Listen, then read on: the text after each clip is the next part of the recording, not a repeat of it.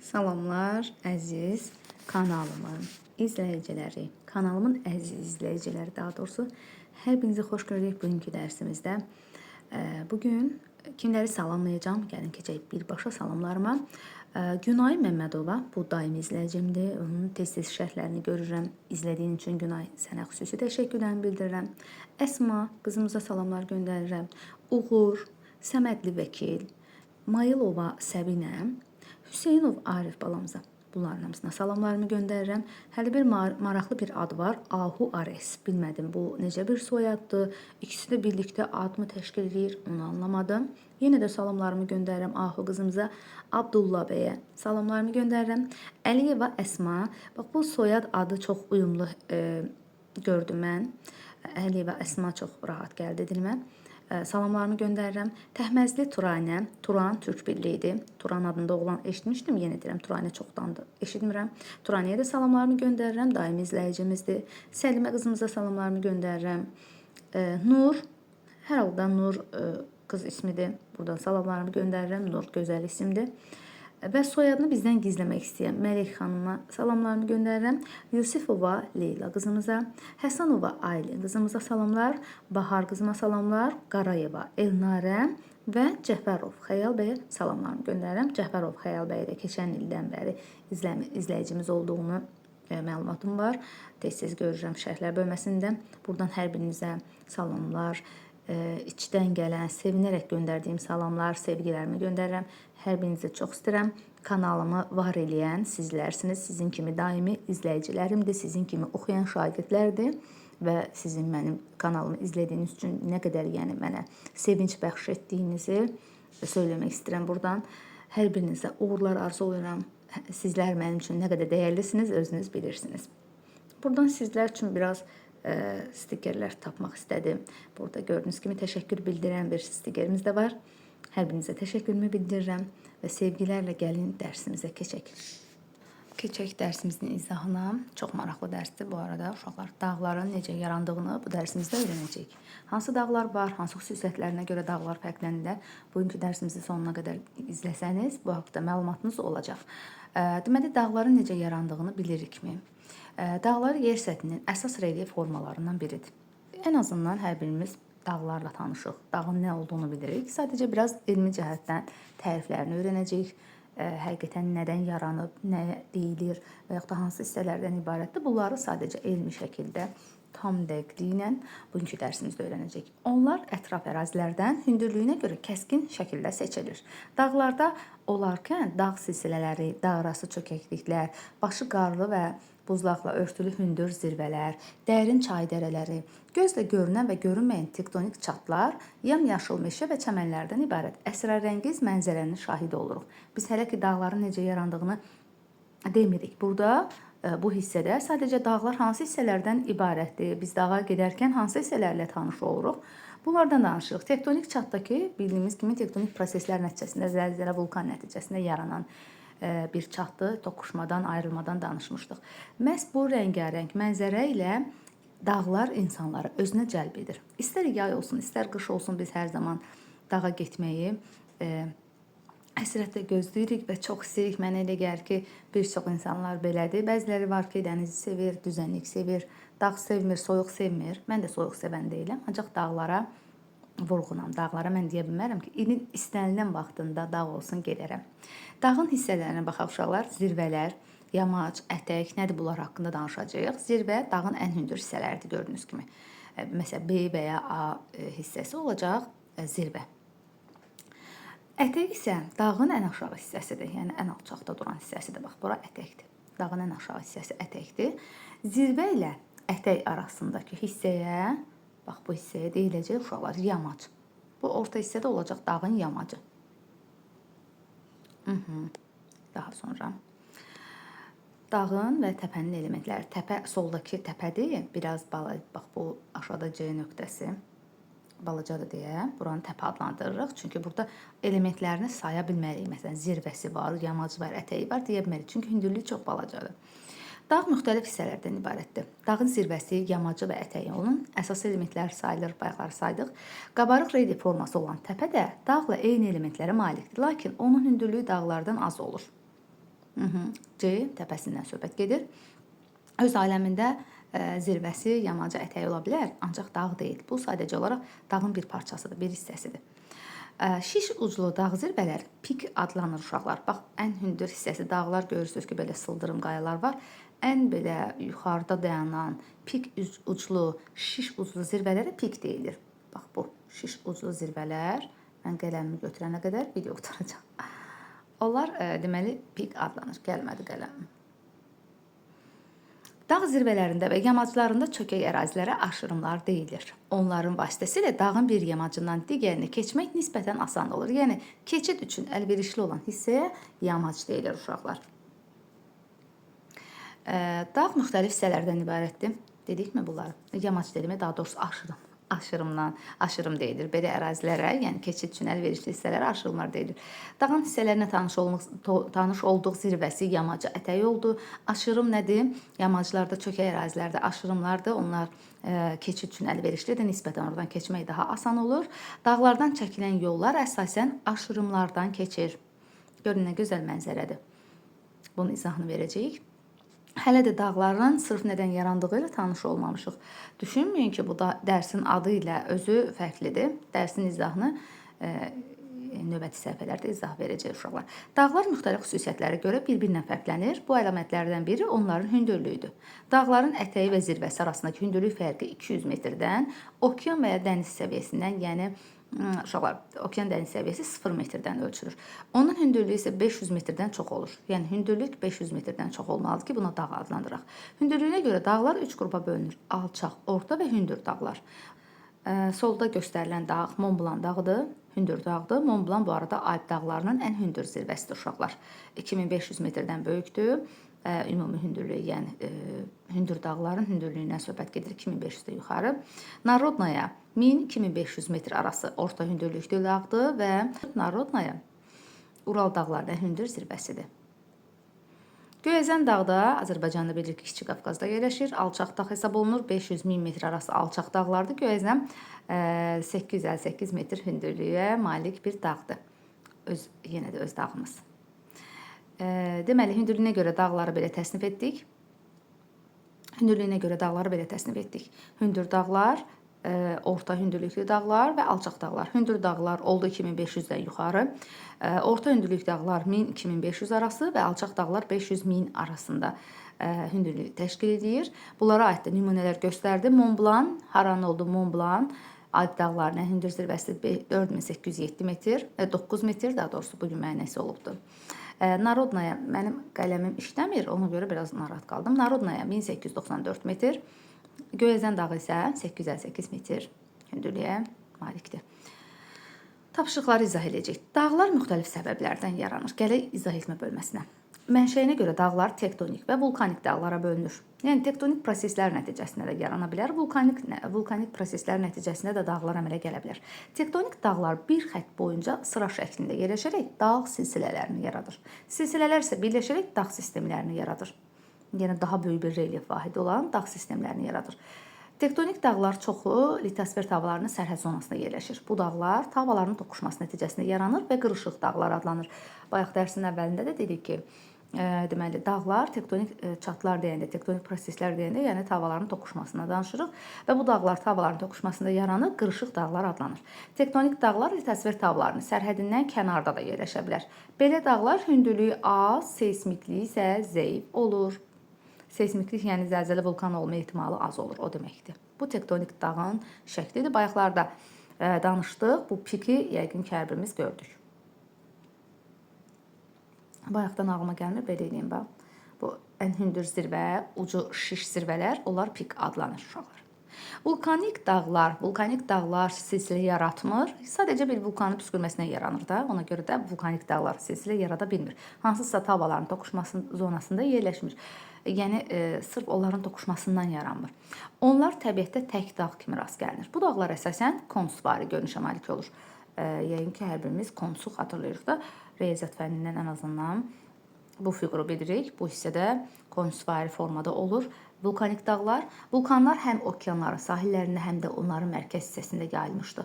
Vulkan dağlarının yerləşdiyi ərazilər seysmik cəhətdən fəaldır. Dağları fərqləndirən xüsusiyyətlərdən biri də onların yaşıdır. Dağlar milyon il, elə bilirsiniz, ancaq insanların yaşı olur. Görürsünüz, dağların da yaşı olur. Dağlar milyon illər boyu formalaşır.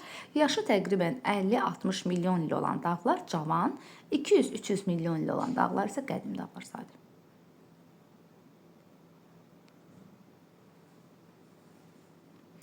Dağlar zaman keçdikcə eksogen qüvvələrin təsiri ilə aşınır, onların yerində bərk süxurlardan ibarət böyük qaya parçaları qalır.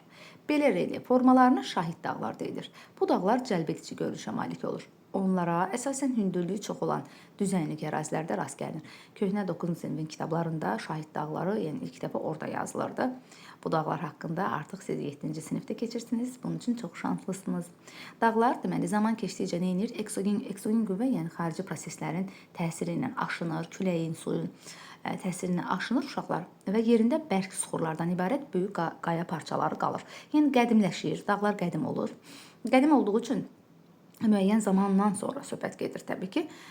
Tektonik proseslər dayandığı üçün orada artıq dağların hündürlüyü artmamağa, əksinə azalmağa başlayır. Ona görə də eksogen qüvvələr tərəfindən aşınır. Bərk süxurlardan ibarət artıq aşına bilməyən süxurlar yerdə qalır ki, bu relyef formaları da şahid dağlar adlanır. Şahid dağlar Sahara, yəni Böyük Səhrada, Afrikanın şimalında yerləşir. Bu arada xəritə tapsaydım sizə xəritədə göstərərdim. Buralarda xəritə yoxdur. Afrikanın şimalında yerləşir uşaqlar. Şahid dağlar nümunə olaraq Axaqqar, Tibesti və Darfur dağlarını misal olaraq göstərə bilərik. Afrikanın şimalında şahid dağlar Axaqqar da bəzən deyilir, Tibesti və Darfur. Belə relyef formalarına tanış olduq və həmçinin Braziliyada Kəlləqənddə məhz şahid dağlara misal olaraq göstərilə bilər uşaqlar. Braziliyada Kəlləqənd. Belə, bundan sonraki dərsimiz düzənliklərdir. Bir də burada Draqon dağları vermişdi. Draqon dağları Afrikanın cənubunda Kap əjdaha, əvvəllər əjdaha da deyilirdi. İndi Draqon da yazılır. Draqon onsuz ki mənası o deməkdir. Əjdaha deməkdir. Deməli, Kap əjdaha dağları Afrikanın cənubunda yerləşir və o da qədim dağdır. Artıq hündürlüyü görürsünüz, kifayət qədər aşağı düşübdür. Çünki orada tektonik proseslər getmir və xarici qüvvələrin təsiri ilə aşınır və daha da kiçilir, balacalaşır. Burada isə Himalay dağları da cavan dağlardır, görürsünüz, dağ sistemi yaradıbdır. Çünki bunlar vulkanik dağ yox, sırf litosfer tabalarının toqquşmasından yaranıb həmin bu Himalay dağlar. Ona görə də silsilə formasında, sıra dağlar formasında geniş bir məsafədə uzanır. Burada mən sizə göstərəcəm onu, dözmədim təbii ki. Himalay dağlarının fiziki xəritədə elə öz kitabınızdadır bunlar. Oradan özünüzdə baxa bilərsiniz, əgər xəritədə burada rahat gəlmirsə sizə. Baxın, Himalay dağları. Dünyanın ən hündür zirvəsi, Camalunqma zirvəsi də məhz Himalay dağlarında yerləşir. Burada bundan başqa deməli Tian Shan dağlarını görə bilirik. O da Hindistanın şimalındadır bu arada. İndi gəlin mən sizin üçün şeyi də göstərim. Qafqaz dağlarını göstərəcəm. Burada yuxarıda olmalıdır. Bir də ki, Afrikanın şimalındakı Axaqqar, Tibesti, Darfuru da göstərəcəm sizlərə. Həmin o şahid dağları. Yenə qələmimi götürüm. Deməli, burada Axaqqar, Tibesti, Darfur. Bax, bunlar şahid dağlardır. Yəni, nə vaxtsa burada şahidliyi verir ki, nə vaxtsa burada dağ olubdur. Bunlar isə cavan dağlardır, uşaqlar. Alp dağları, bayaqları 4807-ni kitabınızda gördünüz. Mont Blanc zirvəsi, Alp dağlarının ən hündür zirvəsidir həmçinin. Burada Karpat dağları var, cavan dağdır. Türkiyənin ərazisində deməli, Pont və Tavır dağları var, bəzən Toros da deyilir. Bu isə Qafqaz dağlarıdır, Böyük Qafqaz, Kiçik Qafqaz silsilələrindən ibarətdir. Öz ölkəmizdə də hər halda bunu biləcəyik. Bir də burada Drakon dağları var idi. Baxmayaraq sağ olsun da heç birinin adı yoxdur burada, amma mən sizin üçün göstərirəm. Bax, burada Kap, bu hissədə isə Əjdaha dağlarıdır. Onlar da qədim dağlar hesab olunur. Bir də Braziliyada yerləşən Kəlləqənd, Braziliya yaylasında yerləşir. Kəlləqənd məhz buradadır. Kəlləqəndin adını verib Tepuyini verməyibdir. Masaya bənzər dağlardır. Fiziki kimyəvi aşınma nəticəsində o da hündürlüyü azalan dağlardandır. Bax, burada Qviyana yaylasında yerləşir. Tepuyilər. Ən azından o bir kitabda bunun adı verilmişdi. Elə bir əlavə məlumat olaraq da sizə deyirəm. Bu da Şimali Amerikada uşaqlar. Şimali Amerikanın, yəni materik olaraq Şimali Amerikada cavan dağ da var, qədim dağ da var. Bu Appalaç qədim dağdır. Cavan dağ isə Kordillerdir. Bax, bu dağı da tanış olmuş olduq. Biraz qələmi yendirim aşağı. Burada da isə cavan dağ olan Ant dağlarını görürük və quruda ən uzun dağ sistemi məhz Ant dağlarında yerləşir. Antarktida sahillərinə qədər uzanır. Düşünün, bura qədər uzanır. Ona görə qurda ən uzun dağ sistemi 9000 km məsafədə uzanır. Gəlin keçək suallarımızın cavabına. Bu arada burada bunu göstərməsəm də olmaz. Xətrinə dəyər. Bu da Skandinaviya dağlarıdır, qədim dağdır. Bayaqki Narodnaya, Ural dağları da görüm hansı xəritəyə düşübdür. Bəli, Ural dağları qədim dağdır. Narodnaya zirvəsi. Bax, burada yerləşir Ural dağları. Keçək dərsimizə. İzahına, daha doğrusu, yəni suallarımızın cavabına. Başlayaq birinci sualımızdan. A şəklinə və mətnə əsasən suallara cavab verin. A şəklində deməli, şəklə artıq özünüz baxırsınız orada. Dağın zirvəsi, yamacı, ətəyi öz sözlərinizlə izah edin. Dağın zirvəsi, bayaqlar dedik, dağın zirvəsi ən hündür hissəsidir. Ətək dağın ən alçaq hissəsidir. Yamac isə zirvə ilə ətək arasında yerləşən hissəsi adlanır. Aşırım da vardı bu arada. Aşırım keçid üçün əlverişli olan yerlər idi. Biraz nisbətən hamar relyef idi. B-də deyir ki, A, B və C relyef formaları hansı təpəyə uyğun gəlir? Təbii ki, C, bayaq dediyimiz kimi, artıq dərsimizdə qulaq alsan avtomatik şəkildə bu dərsin suallarını rahatlıqla yazacaq uşaqlar. Çünki dərsimizdə asandır və bunun izahını da verim. Harda qaranlıq qalan hissələr varsa, şərhlər bölməsində yazın. Vaxt olduqca oxuyuram və heç kəsin çalışıram şərhini cavabsız qoymayım. Təbii ki, vaxt daxilində, çərçivə daxilində bacardığım qədər bütün hər kəsin şərhlərini oxuyuram. Kimlərin adlarını qeyd eləməmişəm bu arada. Çalışın bir çox videoların altında qeyd eləyin. Ola bilsin hansınızı qaçıraram, amma mütləq birində yaxalayacağım adlarınızı və qeyd edəcəm. Böyük məmnuniyyətlə, belə sevinərək adlarınızı qeyd edəcəm və buradan salamlarımı göndərəcəm. Arada bir salamlar getdi bu arada. İndi C sualına baxaq. A və B-nin C ilə oxşar və fərqli xüsusiyyətlərini istəyir. 2 dənə oxşar cəhət olsun, 2 dənə də fərqli xüsusiyyət olsun. Baxaq. A və B dağları hündürdür. Ətəyi, zirvəsi, yamacı tam aydın müşahidə edilir. Hətta bayaqlar bunların hamısının haqqında danışmışıq. C isə daha alçaqdır, zirvəsi dağlardan fərqli olaraq hamardır. Ətəyi, zirvəsi tam bilinmir, görünmür, amma elə ki dağın kiçildilmiş formasıdır da. Zirvə demək üçün deyir, 1000 şahid lazım. Orada zirvə biraz gülünc qalır. Amma var da, yəni o da zirvəsi ətəyi olan bir müəyyən hündürlükdə olan bir relyef formasıdır. D-də deyir ki, A və B dağını müqayisə edin. Hansı fərqi görürsünüz? Aralarında hansı fərqi görürsünüz? A dağının zirvəsi daha dikdir, yamacı meyilliliyi azdır. B-də isə əksinə yamac meyilliyi çoxdur və B dağı daha hündürdür. Yəni bunu görmək üçün qeyri-adi bir şey lazım deyil. Onların hündürlüklərini aydın şəkildə görmək mümkündür. Əgər siz belə dağlara olsaydınız, hansı dağın zirvəsini nisbətən asanlıqla çıxardınız? Təbii ki, B-ni daha asanlıqla çıxmaq olar, çünki meyilliliyi azdır. Şəkildəki yol Şamaxı-Ağsu yollarını birləşdirir. Deyir ki, yolun keçdiyi dağın hansı hissəsinə uyğun gəlir? Təbii ki, keçid üçün bayaqlar dedim, əsasən aşırımlardan keçir. Belə yollar aşırımlardan çəkilir yollar. B şəklinə və mətnə əsasən suallara cavab verin. Yəni, düşünürəm ki, bir çoxlarınız yəqin ki, olmusunuz bu Ağsu-Şamaxı yollarında olmusunuz. B şəklinə və mətnə əsasən suallara cavab verin. Bu arada onu da deyim, yəni artıq əvvəllər sadəcə bir relyef olaraq gedirdiniz, sadəcə bir istirahət məqsədini gedirdiniz. Artıq indi getdikcə dağları adlarını da bilirsiniz və aşırım nədir, dağın zirvəsi nədir, bunları həm də elmi cəhətdən də bildiyiniz üçün orada görmək sizə daha da xoş olacaq. Daha da maraqlı olacaq. B şəklinə və mətnə əsasən suallara cavab verin. Şəkildəki dağları müqayisə edin. B şəklində dağların hündürlüyünə görə təsnifatına görə Mont Blanc dağı hündürdür. Yəni bunu da ki, 2-ci sinif şagird edə bilər. Narodnaya orta hündürlükdə özü də altında yazıb zaten. Gözlərindəki alçaq dağdır. Dünyanın və Azərbaycanın fiziki xəritəsindən istifadə edərək ki, biz bayaqları istifadə etdik. Amma Azərbaycanın fiziki xəritəsindən istifadə etmədik. Qobustan, Ural, Himalay, Ceyrançöl, Babadağ, Böyük Sarıcı dağları. Deməli, alçaq dağlar Qobustan və Ceyrançölü götürəcək. Alçaq hündürlükdə olan dağlardır. Orta dağlar Ural, ayaqları Narodnaya göstərdik və Böyük Sarıcı dağlar. Böyük Sarıcı dağlar Avstraliyanın şərqində yerləşir. Özünüz fiziki xəritədə baxa bilərsiniz. Himalay dağlardakı təbii hündür dağlardır. Həm Himalay, həm Babadağ. O da Baş Qafqaz silsiləsinə yerləşir Babadağ. Sonra C hündür, orta və alçaq dağların başqa hansı xüsusiyyətləri bayaqlarda var idi, mətnində də var idi zaten. Deyək ki, yamacların çox az meyilli olması ilə fərqlənə bilər. Dağlar yaşına görə müxtəlif olur, hündür, alçaq. Adətən hündür dağlar cavan dağlardır, alçaq orta dağlar isə qədim dağlar ola bilər. Hündürlüyünə görə hansı dağlar qrupunda piklər ola bilər? Təbii ki, cavan dağlarda şiş uclu zirvələr olur. Hündür dağlarda bəzi hallarda zirvələr şiş uclu və pik adlanır, buna pik deyilir. Hansı dağların yamacları daha dik, hansılarındakı maili olur? Hündür dağlar adətən yamacları dikdir. Mətndə Bir 10 dəfə dedik onu. Alçaq dağlarda isə mail olur. İzah etmə bölməsinə baxaq. İzah etmədə A, B şəkillərinə və mətnə əsasən suallara cavab verin. A şəklində verilən dağın tektonik mənşəli olmasını göstərən əlamətləri sadalayın. Tektonik dağlar daha qırışıq, hündür, sıra dağlar formasında olur. Tektonik dağ adlandırmaq olar bunu.